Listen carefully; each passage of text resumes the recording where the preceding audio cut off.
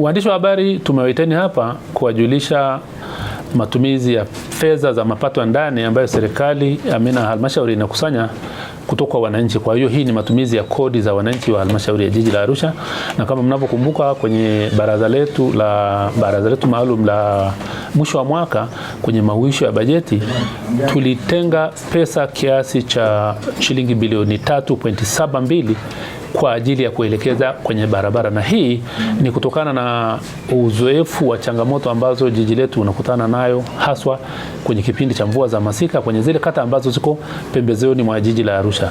Kwa hiyo fedha zile ambazo ni tulifanya mahuisho ya bajeti na kwa kubana idara zingine kama labda idara ya elimu pengine na idara zingine ambazo changamoto sio kubwa sana, na kupelekea kwenye barabara ambayo ni changamoto kubwa sana ya wananchi wetu wa halmashauri ya jiji la Arusha. Sasa kwenye fedha zile nilitaka wananchi wajue mgawanyo wake umeendaje.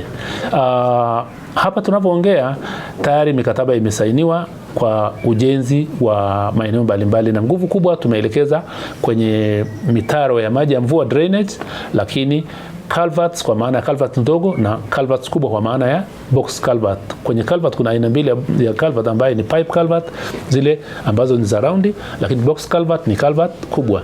Kwa hiyo kwenye pesa hizi kiasi cha shilingi milioni 682.3 imeenda kwenye ujenzi wa maeneo yafuatayo. Ujenzi wa kwanza tunajenga box culvert na drainage katika eneo la Kibo kwenda Majengo mpaka Bumiko, huko ni kata ya Ola City. Na tunajenga pia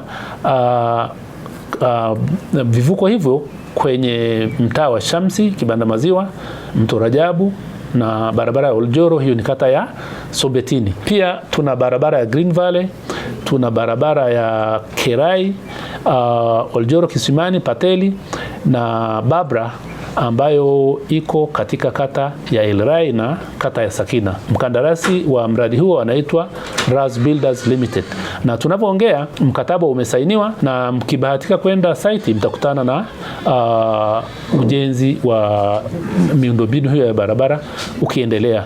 Lakini tuna mkandarasi mwingine ambaye anaitwa Mandaka Tanzania Limited, ambaye yeye anajenga box culvert na drainage kwenye barabara inaitwa Banana Isaac Babu Safina ambako na Kijenge Juu, ambako hii ni kata ya Baraa kwa kushirikiana na kata ya Kimandolu.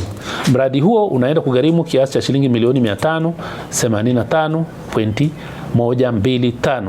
Lakini pesa zingine zinaenda kwa mkandarasi Jiangxi Geo Engineering Group Corporation Limited.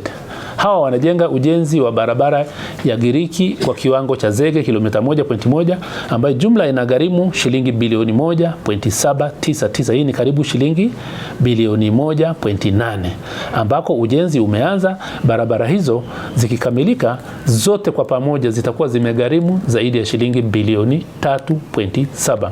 Sasa rai yangu katika hilo